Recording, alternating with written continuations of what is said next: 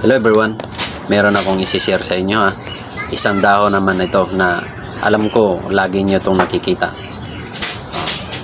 Ito yung dahon ng mangga. Ito yung pag-usapan natin ngayon. Pero bago ang lahat, huwag nyo munang kalimutan na suportaran yung aking account.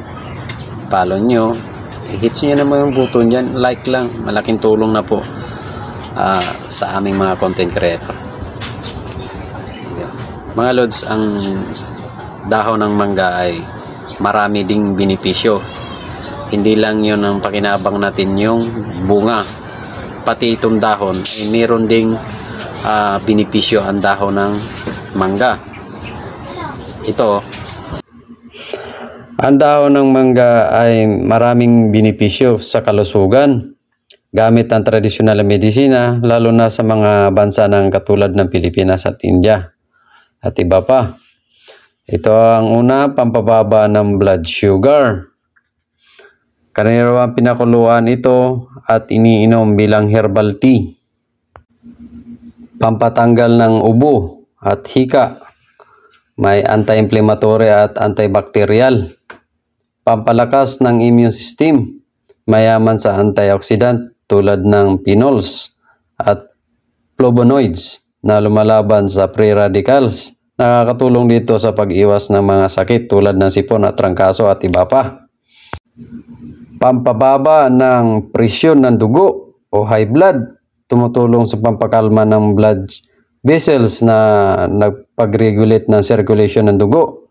Pampatibay ng tiyan at panunaw. Panlaban sa infeksyon. Ang dahon ay may antibacterial at antifungal na katangian kaya ginagamit sa pamhugas ng mga sugat o pantal. Pangsugat o skin condition. Ginagamit din ng pinakuluan dahon bilang pampahid sa sugat at pigsa, galis at kati-kati. At ito ang paano gamitin. Ang manggulip o magpakulo lang ng 5 hanggang 10 dahon ng mangga sa 2 baso na tubig. Pakuluan ng 15 to 10 minutes to 15 minutes. Salain, palamigin, at bago inumin ng 2 beses sa isang araw. At paalala mga lods, huwag susubra sa pag-inom. Kung ikaw ay buntis, nagpapasuso o may iniinom na gamot, mas mabuting kumonsulta muna na tayo sa doktor. Hindi ito kapalit ng gamot kung may seryosong kondisyon ha. Napakarami ang benepisyo na makukuha natin dito sa dahon ng mangga. Hindi natin alam, nandyan lang sa paligid natin, hindi natin alam na meron pala siyang pakinabang sa atin kahit yung dahon ng mangga.